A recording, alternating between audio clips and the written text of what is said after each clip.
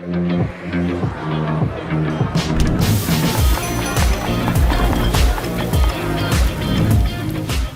and welcome back to the Titans of Foodservice Podcast. I want to say thank you, as always, for joining me on another episode here. Please, if you enjoy this episode or if you enjoyed past episodes, if you could just take a moment, whether you're listening on Apple Podcasts or Spotify or YouTube or wherever you may be, please, if you can give the podcast a 5-star review, that would really mean a lot to me. And it would just go a long way. So I appreciate you joining us here for another episode. Today, I have a really exciting guest, and I think you're going to love her passion. Her name is Dimitra Rizzi, and she's the Chief Executive Officer for Alohi Strategic Advisors. And we dive deep into her career through food service, and she has some incredible stories to share, and then even great insights for emerging brands and established brands on how they could be successful in food service sales. So let's go ahead, let's jump right into it, and welcome Demetria. Well, why don't I typically like to start off with everybody who comes on the podcast kind of giving a basis for how did you get into food service? So what was maybe the early days of getting into this industry? Oh, sure. Hey, listen, I'm Greek, so we could all say I was born into it, but not really. So I literally went to school to get away from the food business because my entire family was in the food business. And what I realized once I got out of college was, this might be the way to go. And frankly, my mom was very ill. She, died the year that I graduated from college, and I had a contract already signed for international business with a major company outside of the food business. I decided not to take it because that would mean I'd have to leave, and I'd have to leave my mom. And so I went to work for Wendy's. And there, I met Dave Thomas. I worked with Wendy's early on when it wasn't this, if you will, Titan. Yeah. Right. But what intrigued me was that many people, thought, well, you went to school, you went to college to be a hamburger flipper. And I will never forget that comment. And I would tell you today, I know that these people are eating their words because I got into food service because I went to Wendy's. I had never eaten fast food prior to working for Wendy's. Wow. And what I learned from Dave and working there was, my God, if you really understand food service and you understand the systems and the processes and how it works, you could build an empire. Yeah. When I got to Wendy's, their stock was like $3.50 a share. When I left Wendy's 12 years later, we were at $29 plus. Wow. And that was a big deal. And I learned so much along the way. And I literally decided at that point that I wanted to be a student of my craft. And that meant I wanted to understand every aspect of food service. So that's how I started. And tell you the truth, I mean, when I opened my own franchise, and I didn't open a Wendy's, I opened a Bruegger's Bagels. Dave actually paid for my first store, and he came to my grand openings. Wow. And he would say, what? You can't put a square burger on a round bagel? I'm like, I love that guy. Is Dave Thomas, was he the founder or the president at the time? He was the founder of Wendy's. Wow, okay. And he, by the way, also developed the big bucket for Colonel, Sanders, the fried chicken bucket. Yeah. That was him. Wow. That's a smart man. Yeah. And he didn't have a he didn't have a high school degree. That's incredible. Yeah, he literally went back and got his high school degree. I think it was in the late 80s. Okay. What were some of your roles when you're at Wendy's? So I started off as an assistant manager and literally understood and learned how to run a shift, let alone a store. And then I progressed to what they called a co-manager, which is a little step below the general manager. I became a general manager and was put in a really terrible situation, so I thought, which was running the Naperville, Illinois store. And everyone that knows Naperville, Illinois knows that's, a very up and coming neighborhood. The problem was they put me there because there were no employees.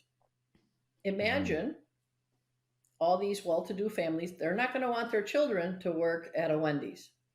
So they said, hey, if you can run that store, you've got some promise. Well, that was easy. I was able to get some good employees by using certain incentives that weren't as much as like money, but it was more an incentive to be with the cool kids. And then I went into inner city. They promoted me as a district manager, put me in inner city Chicago. And literally, Nick, there was a pool at the corporate office on how long I would last in inner city Chicago, because it was a tough area. Yeah. And it is the first time I talked with Dave Thomas. He literally called me, which I was like blown away. Like, you're calling a district manager? You have hundreds of them, right? And he said to me, listen, he says, when you can turn that area around, he goes, I really would like for you to be a director and turn all of Chicago around. He says, because when all of Chicago is turned around, our stock price goes up by 10 cents. He says, and I don't like coming to Chicago because the restaurants aren't run well. Well, fast forward, I became a director. I turned Chicago around, and he actually would come to Chicago to film his commercials. Okay. Which I thought, wow, we've arrived. And he was a great guy, very down to earth. The one thing that I learned that is food service specific to me is, if you don't believe in a product and you don't believe in the company that you're working for or you've created, don't do it, because people are going to figure out you're a fake. And I will tell you, to this day, I only eat Wendy's burgers. I will not go to the competition. I just won't do it. Because I'm loyal to Dave, even in the time when he's been, he's passed now for how many years, but yeah, I was very loyal, and he was very good to me, and I turned inner city Chicago around. And one funny story I always tell, I had such experiences in being a director, but one of the best ones was, I had a manager call me once, and he said, and back then, right, 80s, we had pagers. We didn't have cell phones. Yes. Pagers. Yes, everyone. We had pagers. And I had a manager call me. He goes, D, the stove is in the hole. I go, what? Well, what I figured out was that he was telling me that the store had sunk into a big hole. Oh, a physical hole. Yeah, because the store hadn't been built on a very good foundation, because the franchisee that had built it, that we took it back from, had owned a furniture store, and he just threw furniture down there and then threw whatever in the foundation. Oh, no. But I use this analogy a lot with people that are first getting into food service or were hiring for the first time. And I say, listen, in your darkest times in food service, you could think that you're in a hole and that you can't get out of. But I promise you, it is the one industry where it literally turns itself around, because guess what? People have to eat. That's right. That's right. So, yeah, so that's how I got into it. I then said, I got to do my own. Opened Bruegger's Bagels. I built 25 stores in 18 months. And you self-owned all of those? Yes. 25. Yeah. Oh, yeah. Okay. How did you do that? So you mentioned that Dave helped you with unit or location number 1. How did you get so the next 24? Yeah. So, I was able to finance quite a bit of it. And then the company also helped, because they were just starting, right? They were pretty well known in the East Coast, but come on, bagels in the Midwest, people thought, right, that's stale bread. Right. And let alone the West Coast where you are, Nick. I mean, they were like, what? A bagel? But so Bruegger's also helped, and they said, listen, you build these stores, and if you build these in 25 and 18 months, we will help you finance them, we'll help you do whatever's needed.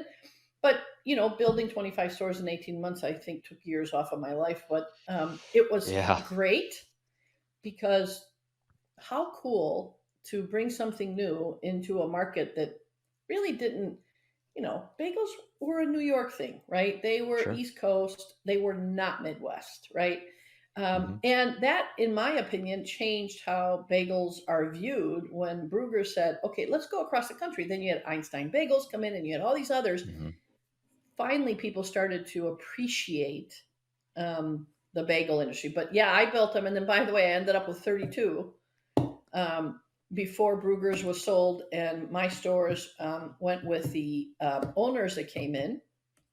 And they were a Burger King and Chili's franchisee, but they wanted to buy all these Brueggers, and they did. Unfortunately, they were more fast food type guys, so they didn't understand that it's not that type of a system that works.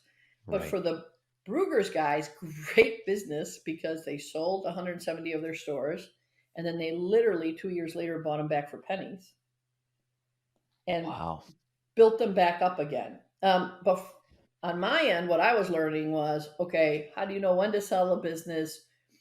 What goes into selling a business? How should you think about the people, right? The whole culture piece, and how should you think about your suppliers?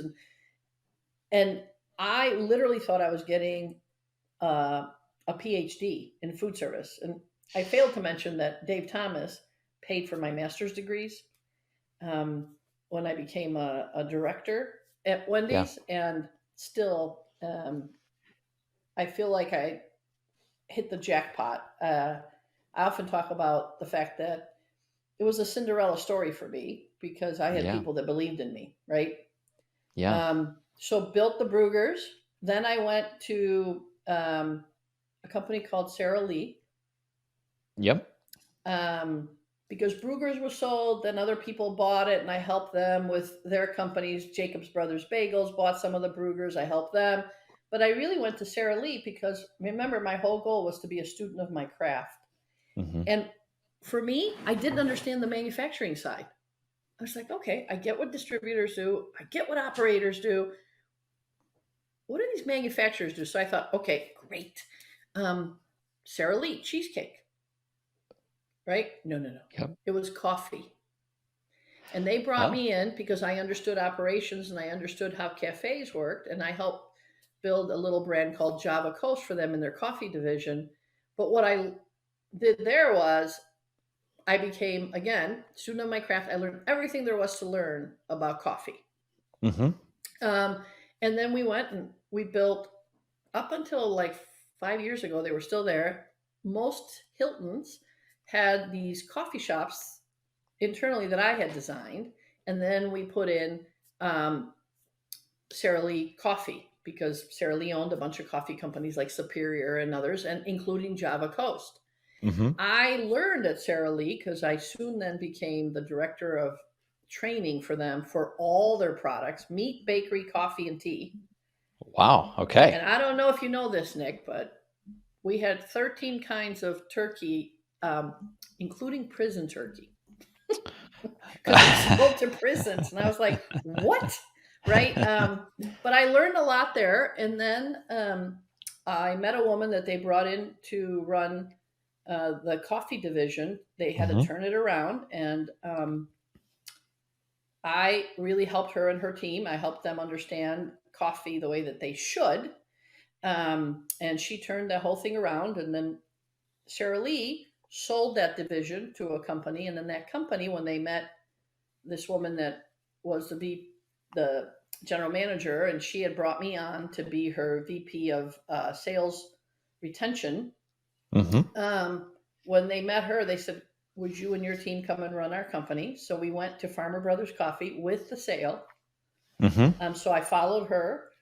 And then she left there, and she went to a company called Rewards Network, Chicago-based company, selling, if you will, I used to say we sold money to operators, which was really cool because many restaurant operators can't afford to go to a bank.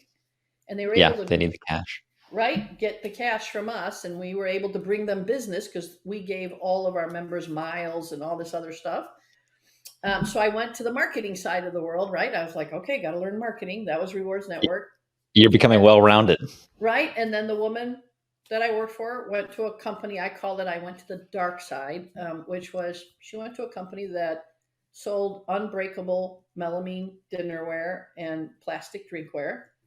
And she called me and said, come be my chief commercial officer. I did. We pretty much grew the company 10x, sold it twice, bought 4 companies in the process. So learned a lot about mergers, acquisitions, how to build companies from, a little small company to a medium-sized company. And then in 2019, I thought I retired because I left on a Friday, and on a Monday, I got a call from Stephanie Lind, who is the founder of Alohi Strategic Advisors, where I am today the CEO. And I don't know how she knew because I hadn't told anyone, but she literally called me and said, I've heard you retired. Can you come do a couple projects? And I thought, okay. I go, but plant-based, like what? And she goes, listen, it's alternative protein. It's much more than plant-based. She said, just come do a couple projects. So I did. I said, okay, I'll do a couple projects. No need to pay me. I said, I just want to learn about this. It's kind of cool. Again, student of my craft. I wanted to learn. And 2 months later, she came to me and said, hey, I've talked to my husband and my mother, and I'd like for you to come run the company. And I will report to you. I will do what I love, which is go out and get the business for the company, and you run the company. We've been doing this since 2019. It's now 2023. Wow. We've grown the company 10x, have worked with some phenomenal groups in alternative protein. And now, because of all the services we offer, which is everything from, product innovation all the way to management and sales and everything else, we're a company that we don't have really. Maybe we have a competitor or two, but they don't do the full cadre of services that we do. And I got to tell you, it's been phenomenal few years. And for me, I feel like since I started way back in 1983, this is my 40th NRA, right? I'm leaving a mark that is a good mark on our food system. I love that. That is what a journey you've had. What do you think it's been? Your journey through the food service industry is one that I think a lot of people are, would love to have one day or are working towards. What was it in you that you felt propelled you to get all of this incredible experience and become a student of your craft? What do you think it was that you had that was uniquely different from your peers? Yeah, I would tell you 2 things. One is I really was a student of my craft, and wherever I worked, people knew that I wanted to learn and understand how they did things. The other is I was not afraid to take a step back. Okay. Right? Many people look at their career and they think it's got to be an upward trajectory.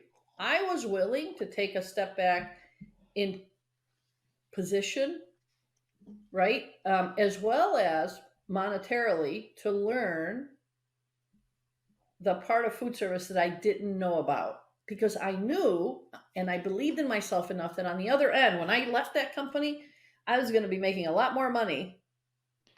Yeah. Because of what I could bring to the table. And so I didn't sell my transferable skills short. What I would say in the interview is, listen, I don't know this, but be really clear. I'm a fast learner. I'm going to learn. I'm going to give you all these things that you possibly may be looking for today. And when these 2 things are at the same level, you're going to see things happen, whether it's grow sales or fix a department or whatever it is you want me to do. And we're both going to win. Yeah. I do think people today sometimes are myopic in their view, right? They're like, well, if I'm a director, if my next position isn't a VP, oh my. And I'll say to you, I work with one person in 4 different companies because this woman was brilliant. She's brilliant and she taught me so much, but we were a team. And people would say to me, Demetria, why aren't you becoming a CEO? And I said, why do I need to have that title when I am Yeah. learning everything that I'm learning? I'm making enough money, and she and I are a force. Yep. Only when she left the business and said, hey, I'm kind of done now, did I say, okay, I'm ready. And I became the CEO of Elohi. Wow. I'd imagine in your journey here in food service that you've probably had your fair share of mistakes or failures or setbacks. Could you maybe is there any example or any instance that comes to your mind that you can remember that it was a difficult to go through that obstacle, and then kind of what happened on the once you were through it and the learnings from it? Yeah, absolutely. Listen, I love the name, by the way, Food Service Titans, or Titans of Food Service. I Thank was you. a titan in restaurant operations. People knew me Hmm. and people were calling me to work for them, right? And then I made the decision um, to go to Sara Lee, and I literally took 4 steps back, Yeah. right? And I remember at first thinking, what have I done? I'm in a marketing department of a huge company back then, Sara Lee. I can't even spell marketing. And I almost gave up. Yeah. I almost quit. And uh, it was because I let my head trash um, override my good critical thinking skills. Like, come on. Hmm.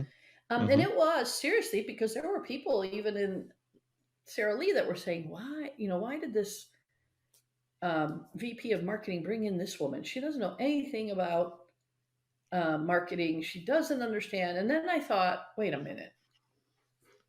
The mistake I made is I was starting to believe that noise, and it was Hmm. starting to affect me. And I thought, okay, yeah, you could walk away and go back to what is your sweet spot, or you could lie to yourself and say you aren't interested in being a student of your craft, um, or you work through this and you find the right people to help teach you and support you, but at the same time you give them something back. Hmm. And what I did is I surrounded myself with those people in that company that wanted the company to be something more.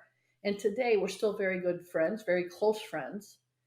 And I will tell you, Nick, the mistake that I almost made was I literally had my letter of resignation. Wow. And I walked in one day and I thought, what are you doing? You love, like, you get up in the morning and you're excited and and you're going to let some people saying things and then your own head trash mess with you? No, don't do that. Hmm. And I don't, I think today there's a lot of that, right? There's a lot of Hmm. it through social media, That's right. through people listening to the sound bites, right? Hmm. Instead of really getting to know people and understand businesses. And I think people rush to decisions about themselves and their companies Yeah. that perhaps they should have taken a little more time to think about. So I am very aware of that at Alohi. Yeah. And we don't make decisions on people, clients, or services quickly. We take time. Elaborate on that. What does that look like? So, for example, when we hire someone, they literally go through, your standard interviews, right? Yeah. But we also have them take an assessment that's the Profile XT, and it has nothing to do with hiring them.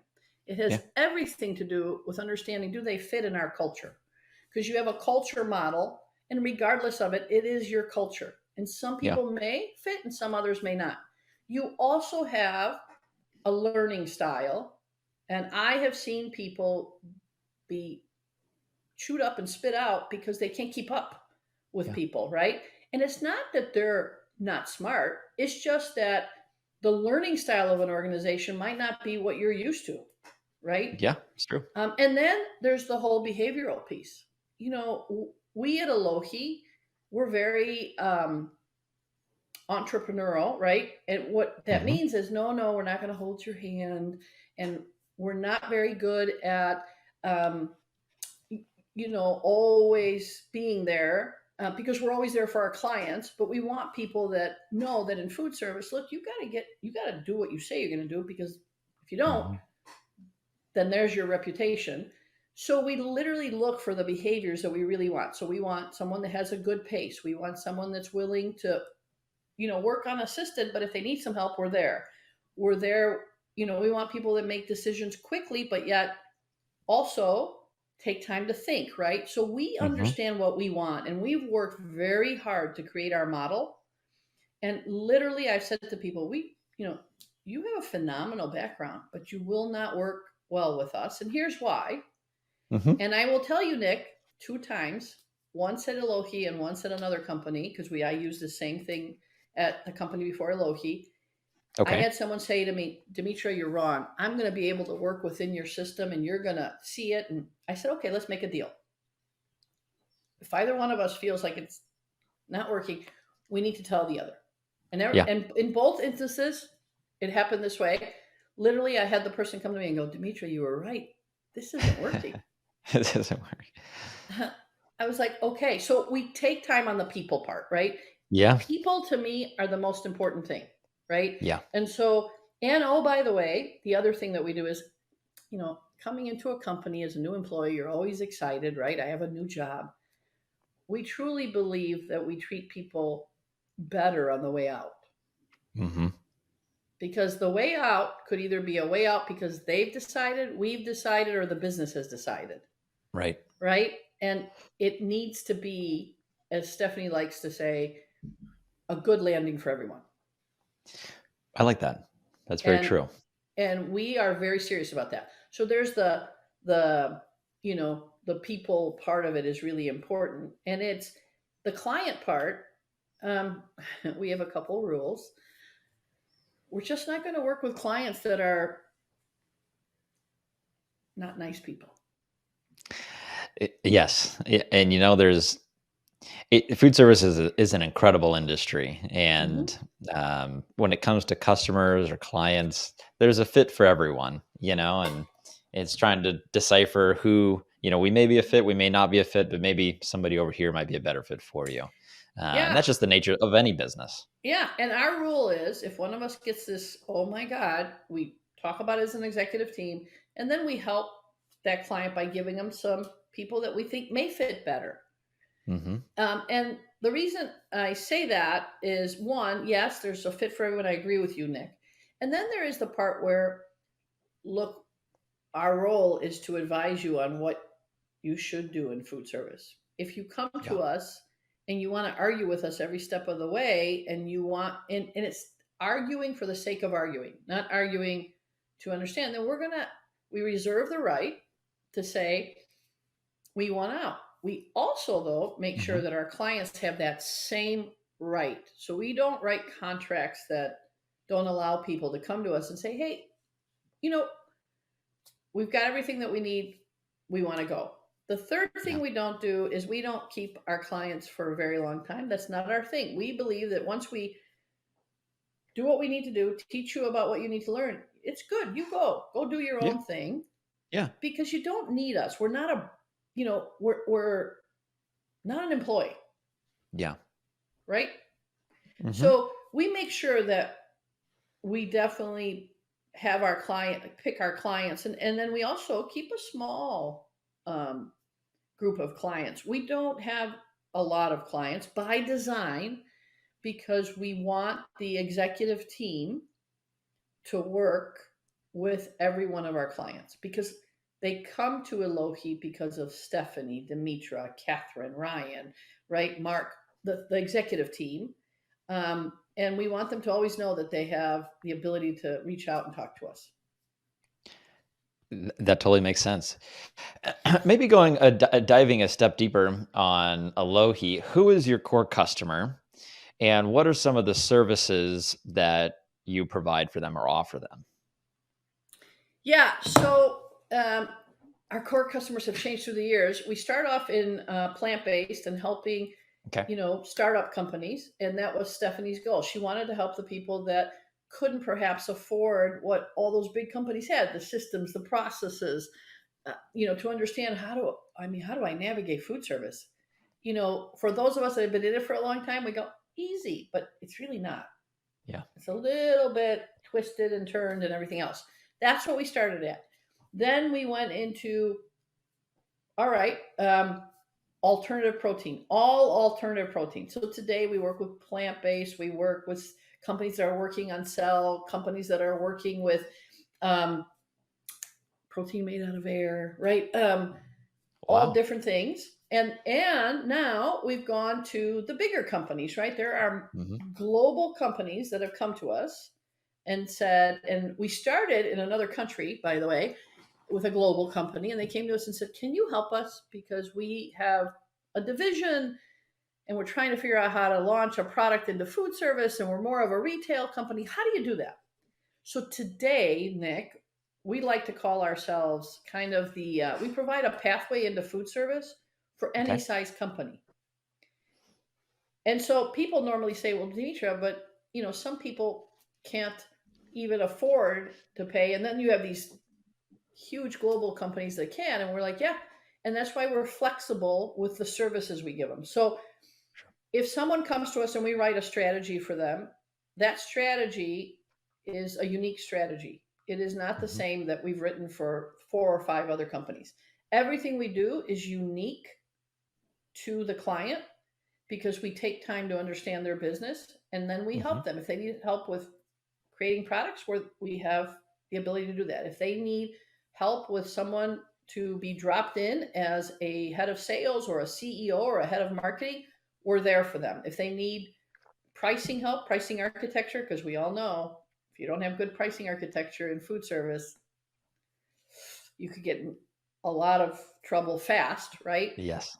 We sell them with, we help them with what is your value proposition and what is your unique selling proposition that you're going to go out to market with, and how do you market in food service? And so some people come to us and they think they have a strategy, and they might, but they just don't have all of it, right? So we help them with that. And then in the rare case, we may sell for a company. We don't sell for all of our clients. We are not a broker. We work well with brokers. We have partnerships with different people, but we're not a broker. We may sell, and we'll sell for a short amount of time, somewhere between 12 and 24 months. Mostly it's 12 to 18 months. And then they go off and they either create their own sales team, they go off to a broker, they have a hybrid. And oh, by the way, we also allow our clients to speak with our sales employees. And if they can come to an agreement where they can work together, they can take that employee with them. Wow. As in take them as an employee of their company? Yes. Well, okay. Yeah. So, the cool part about that is Stephanie and I and the executive team, we know a lot of people in food service. So they will want to come work with us because, we weren't bad people when they met us and worked with us the first time, right? And some of these companies, like a great food service salesperson is not going to go work for someone like that because they don't know, right? It's the fear of the unknown. But if they come work for us and we help that client, and then that client wants to hire them and wants to offer them, a better salary, whatever the case might be, and they want to go, we're not standing in the way. That is one of the things that bothered me and bothered Stephanie in our previous worlds, because people would say, well, no, they can't leave. And so you never had really good conversations with your team. So today, and in my previous positions, when I was at GET and other places, whenever we had a review or I had a review with one of my people, I'd say, please bring your updated resume. And people were like, what? I said, look, you're good. You're getting better. People are either going to come looking for you or you're going to go looking for something. Let me help you.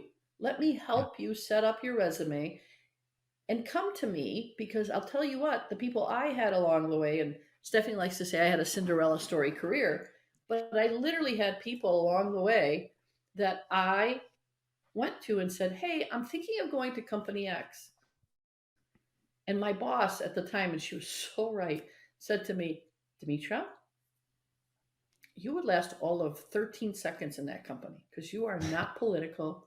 You wear your emotions on your sleeve. No, I don't care what they're offering you. You're right. And I believed in her so much, right? And she always gave me great counsel. And I was like, okay, not going there. And afterwards I interviewed people from there and they're like, oh boy, the politics. And I'm like, Yeah. Yeah, you dodged a bullet. right? In my business, we get a lot of brands reaching out to us who want to break into food service. And a lot of times they think that we're kind of the first stop of trying to get into there. It might be brands that are international that don't have a presence in the US but would like to, or they could be brands that have some sort of retail, grocery store, maybe e-commerce presence. And food service is a whole nother world that they think that they should be in, but don't know how to do it. So they call us first. What are some of the common mistakes or that early brands into food service make that you've seen in your experience? Yeah, they really make promises that, especially for sales, sales revenue, that you're like, no, don't, do not tell your executive team or your board that. Don't stop it, right? Yeah. And I would tell you, I don't know that they understand the symbiotic relationship between sales, distribution, and marketing. Okay. An example is I've had people that have come to us and said, well, listen, we don't really need marketing and a whole sales group or anything, because once we get into a distributor, their sales team is going to sell for us. And we're like, and literally, I was having a conversation yesterday with a client of ours that thought that. And I said to him, listen, I know you well enough now to say to you, wow, that's cute. But no, that's not how it works. That's cute. Right? So Yeah. I think the most important thing is to take time, and we have a sticker that says slow down so you can go fast. Take time to understand. We teach what the food service world is all about. And then really take time to understand how are you going to create the demand for your product, and who's going to do that for you? How's the operator even going to order your product? Right. And then how do they get the product? Like, that's important.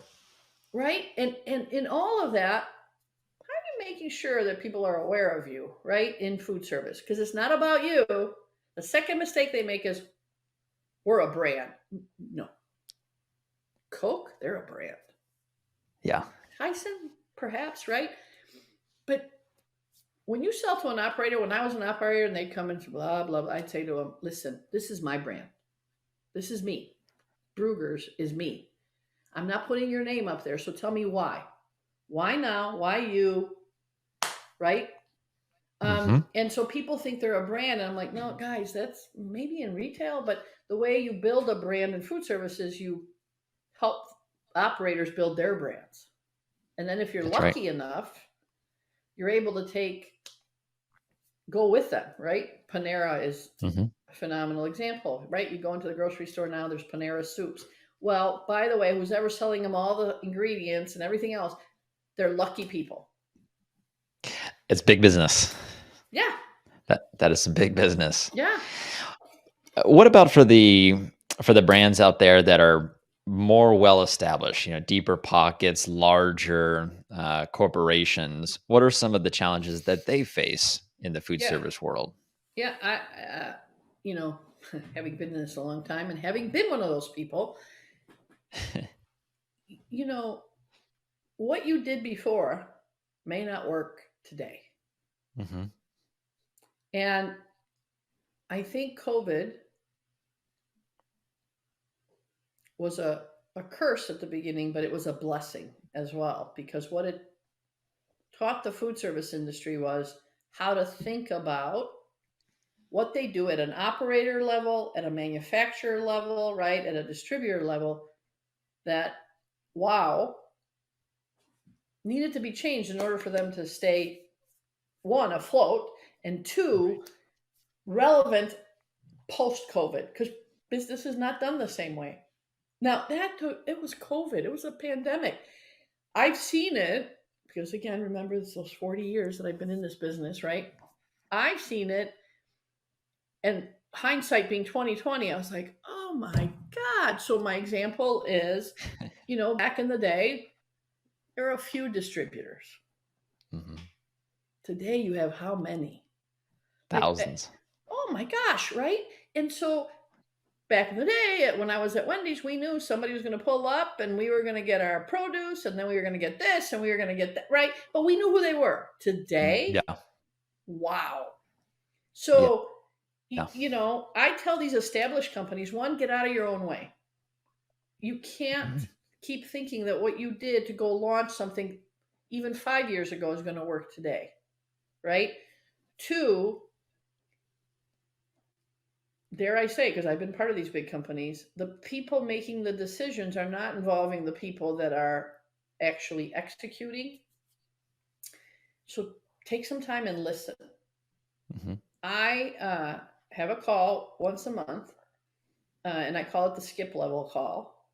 And I literally have people from every department on this call, and we talk about what's going on, what they Yeah. see, and how they see it, right? And I tell them what's happening, upstairs, as they like to say, and they tell me, Dimitra, these are some of the things that are going on. And I I would tell you, had I used that before, I probably would have been even more successful.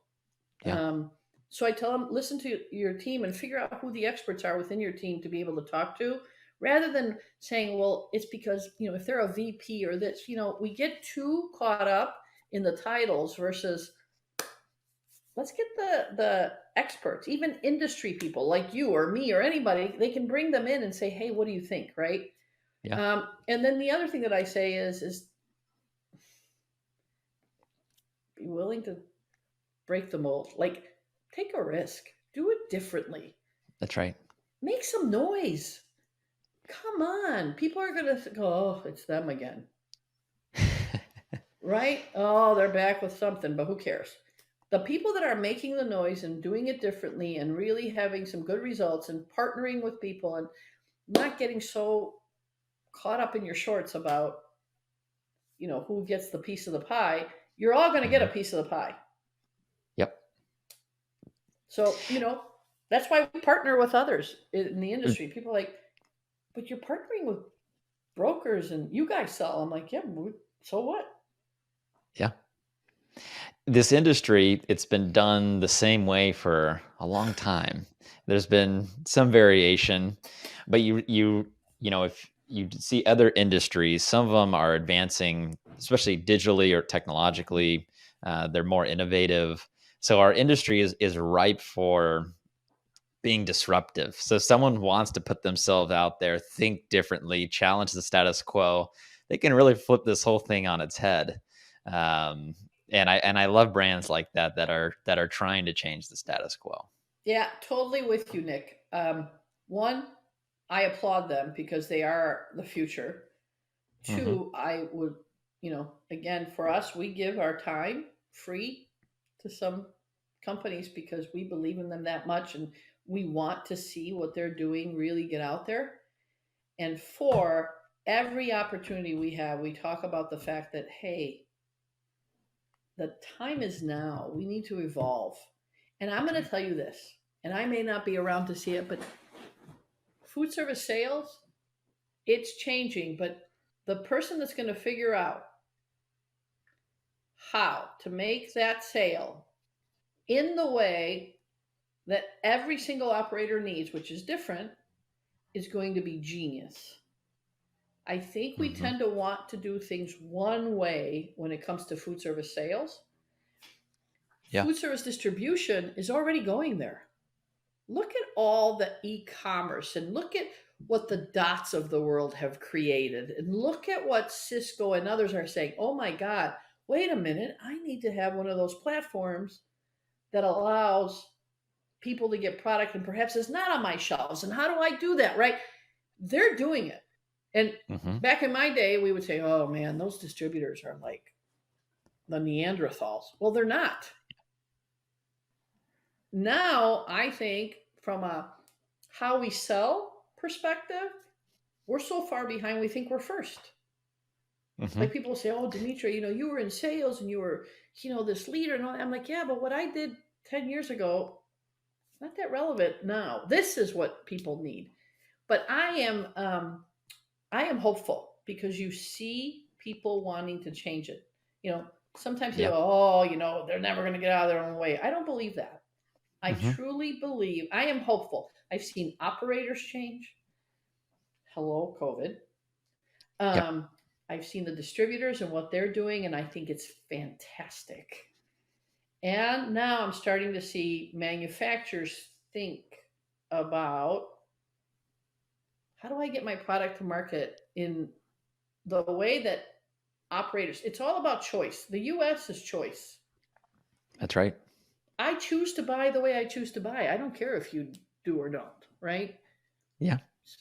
And I will tell you the best thing to do there is ask people. Like I was in on a big meeting the other day with one of our salespeople and they were selling a particular operator. And I could see like they were not believers, but I said, listen, how do you want to be sold to? And everybody in the room was like, and literally the CEO said to me, he goes, that white hair pays off. I said, it does, doesn't it? I said, I can ask that question.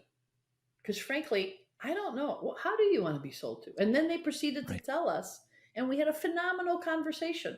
But don't be afraid to ask those questions. Yeah, totally. Come on, what do you have to lose? Absolutely. What about looking into the future? What are some of the changes you hope to see in the food service industry? I would tell you, I would like to see that, one, we're more willing to embrace technology. Okay. We started, but guys, come on, there's so much more we can do, right? I agree. So technology is it's not going anywhere, FYI. Yep. I remember I had one of the first cell phones, and today, Jesus. So one, embrace it in a way that makes sense. Two, I do think this whole AI and everything else that's happening, it could be a negative.